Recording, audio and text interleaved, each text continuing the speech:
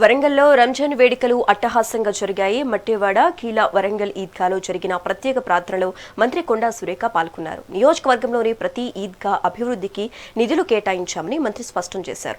ముస్లింల సంక్షేమం కోసం ప్రభుత్వం అనేక పథకాలను అమలు చేస్తుందని తెలిపారు.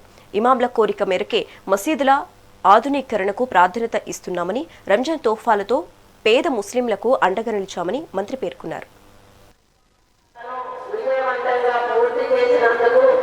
అల్లాహకు కృతజ్ఞతలు తెలుసుకునే సమయం ఇది.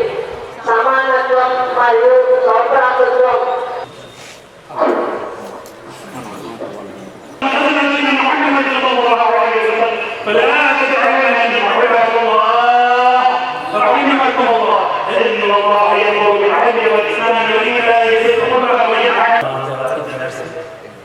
చాలా ప్రత్యేకత ఉంది.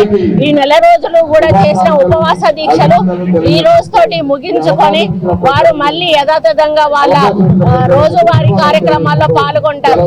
కానీ ఈ నెల రోజులు కూడా ఎంతో నిష్ఠతో చిన్నపిల్లల నుంచి మొదలు పెడితే పెద్దవారి వరకు కూడా నిష్ఠతో మరి పచ్చి మంచినీళ్ళు ఉదయం 6 నుంచి సాయంత్రం 6 గంటల వరకు కూడా ముట్టకుండా ఉండి మరి ఈ కార్యక్రమం చేయడం అనేది చాలా కఠిన దీక్షతో కూడినటువంటి విషయం.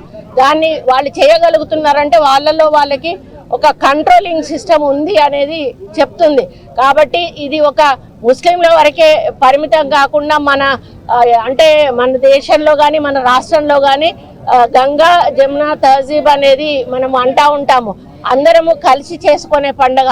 వాళ్ళు ప్రార్థన చేసేటప్పుడు కూడా ఇంతకుముందు మనం విన్నాము, ఓన్లీ ముస్లింసే కాదు, హిందువులు, సిక్కులు, ఇతర మతాల వాళ్ళందరూ కూడా సంతోషంగా ఉండాలి, హ్యాపీగా ఉండాలి, ఆరోగ్యంగా ఉండాలి. ఎవరికి ఏది కష్టం వచ్చినా కూడా అల్లా వారిని కాపాడాలి అని చెప్పి వాళ్ళు చేసిన ప్రార్థనలోనే తెలుస్తూ ఉంది ఐక్యమత్యం అనేది ఏ విధంగా ఉంటుందో.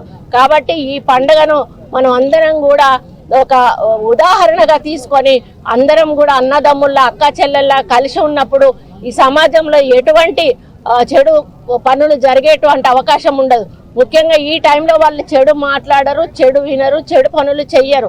అదే అలాగే కొనసాగించినట్టయితే మనకు సొసైటీలో ఒక మంచి వాతావరణం ఏర్పడుతుంది. చాలా ప్రత్యేకత